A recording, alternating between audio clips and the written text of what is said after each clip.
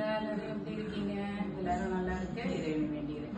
இன்னைக்கு இந்த சுண்டைக்காய் வச்சு தான் உங்களுக்கு ஒரு சூப்பராக துவையல் சொல்ல போகிறோம் பிள்ளைங்களா. இது நீங்கள் குழம்புலையோ இல்லை கூட்டிலையோ பண்ணிங்கன்னா பசங்க புதுசு தூக்கி வச்சுருவாங்க.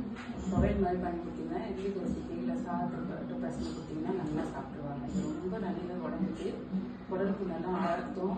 வாரத்தில் ஒரு 2 நாளாவது இந்த சுண்டைக்காய் வந்து உங்கள் பிள்ளைங்களுக்கு துவையலாகவோ இந்த எதுவோ எப்படியோ பண்ணி கொடுங்க. ஆனால் கண்டிப்பாக கொடுங்க அப்படிங்களா. நான் சொல்கிற இந்த ரெசிபியை பார்த்து துவையல் பண்ணி கொடுங்க.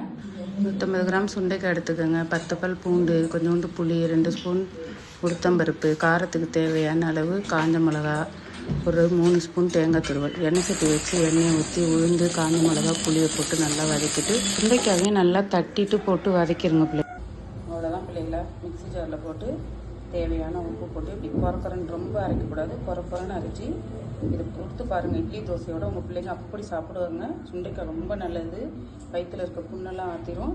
செஞ்சு சாப்பிட்டு பார்த்துட்டு எனக்கு லைக் பண்ணுங்கள், கமெண்ட் பண்ணுங்கள், சப்ஸ்கிரைப் பண்ணுங்கள். பாய்.